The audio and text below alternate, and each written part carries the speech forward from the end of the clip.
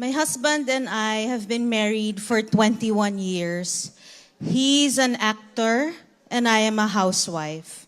He was earning well, so he did not require me to work and just focus on taking care of him and our family, as well as manage our household. We had a pretty simple and ordinary life, and I could not ask for more. We met Pastor Danny and Ate Don or Kiko in 2010 when we attended CCF Taytay and eventually joined their D group in 2015. Listening to different life stories of the wives gave me so much encouragement. But each time it was my turn to share, iniisip ko, ano bang i-share ko? Because we did not have any serious struggles, just petty fights. Berwin and I have always loved fitness, specifically the sport of running. We have been runners for the past 15 years as it has become part of our lifestyle. But after I gave birth to our second son, Paco, who is now 12 years old, I had a hard time losing weight. Even if I went back to running, it seems that it was not enough, so I thought going to the gym might do the trick.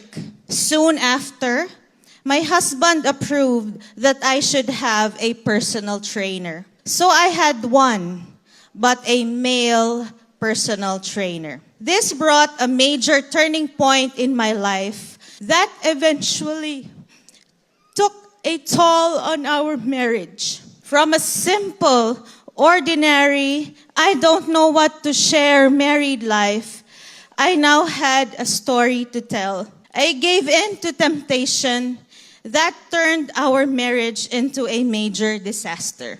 I enjoyed my time at the gym because I was seeing results.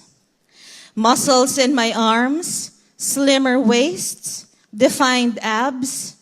But what I did not notice was my heart too underwent transformation. Slowly, my heart hardened and became callous as each day went by. Little did I know that the devil was patiently waiting for me. My husband started to see my excitement each time I would go to the gym for a session with my personal trainer or coach. My husband talked to me and offered that if I wanted to continue training with a coach, I should instead have a female personal trainer. I knew where our conversation was headed, so I cut him and said, "Alam ko yang iniisip mo. Hindi mangyayari yan sa akin. Magkaibigan lang kami." I thought I was invincible. I was confident, complacent, and I thought I could handle all kinds of temptations. And so I thought. My friendship with my then coach grew to something else. We fell into an immoral relationship after a year of training together. It was all done in secret. Hidden conversations, deleted chats, and I would lie just so I could meet with a guy after gym hours. I was living a double life, attending D group every Thursday while secretly meeting with a guy every Monday. A few months into that affair, my husband was already seeing clear signs that I was cheating because I acted differently around the house. I was always on my phone, smiling. Whenever he asked who I was talking with, I'd say, "Wala." I would also demand more me time days. It was not really me, but we time with the other guy. I started to develop convictions a year into that relationship. My fun turned into fear. I knew it was Berwin and the whole D group praying for me because my convictions grew bigger and stronger. I cannot live without the guy anymore. This was the lie buried deep into my heart, but because of my conviction, I knew I had to do the right thing. I was confused, hopeless, and desperate. I spent days and nights in our bathroom, wailing to the Lord, asking Him to save me from the dark pit I was deeply into. Finally, I said it was time. There was no turning back. I wrote Berwin a letter admitting to him everything. I was not caught, but I denied each time he asked. So I detailed everything in the letter. Why, where, how it started, and why I wanted it to end. Berwin was so devastated, furious, hysterical, and he went crazy. He uttered all the negative words you could think of, and I ashamedly accepted everything. All I could say was, I am sorry. That was the worst day of my life. No words can describe the extent and gravity of the pain I have caused the most special person in my life. And I had only myself to blame.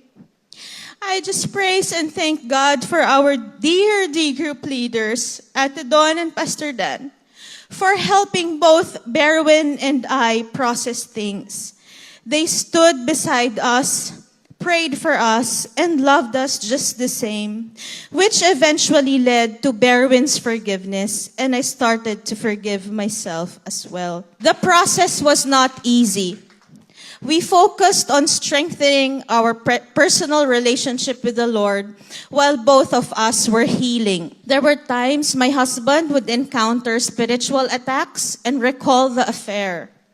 Our relationship was fragile, prone to sudden shifts from intimacy to isolation. Each time these attacks happened, I felt discouraged and dirty all over again. I would kneel down in prayer, crying. I would say these two lines over and over again. The Lord has already forgiven me. I am already set free. Then I would hug Berwin tightly and say, I am sorry, I love you. I knew these attacks were lies of Satan, trying to break us apart and tempting us to feel down and defeated. But Berwin and I chose to hold on to each other.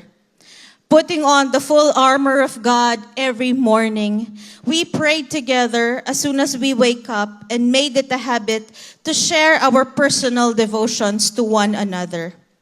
We also started to have family devotions with our two boys, Iko and Paco. We also attended True Life Retreat, Couples Retreats, GLC classes, and IDC. We joined every event CCF offered just so our knowledge and intimacy with the Lord will grow deeper and stronger. I have never, ever, not even once, stepped in a gym again after I confessed until this very day. I changed, erased, deleted, and burned everything that would remind us of the past. Also, I would stay away from the comments section of online sites where Berwin agrees to be interviewed and share our story, because this will be another temptation for me to fight back or reply to any unhealthy comments I might read. Each time I am tempted to open the comments section, I just pause and pray and say, the Lord knows me, He knows my heart, and He loves me. I learned my lesson the hard way, that I will never be complacent, confident, and invincible again. I consider myself weak without Jesus.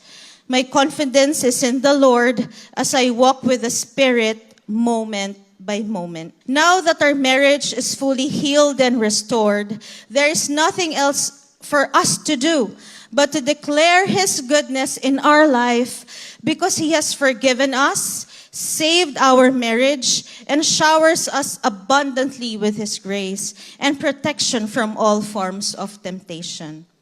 In 2018, we started our own Couples D group from just one pair. Now it has grown to 20 couples after 7 years. As God expanded our borders, God has been using me and my husband not just in sharing our testimony, but as hosts or speakers in couples retreats and women to women. My husband has also been speaking in the Sunday services in several CCF satellites. I am just so grateful and honored to partner with my dear husband, the love of my life, in serving others through the ministry opportunities God has been giving us. My name is Lara Maley, formerly overconfident, now finding my strength in God's presence with every passing breath. To God be the glory, honor, and praise.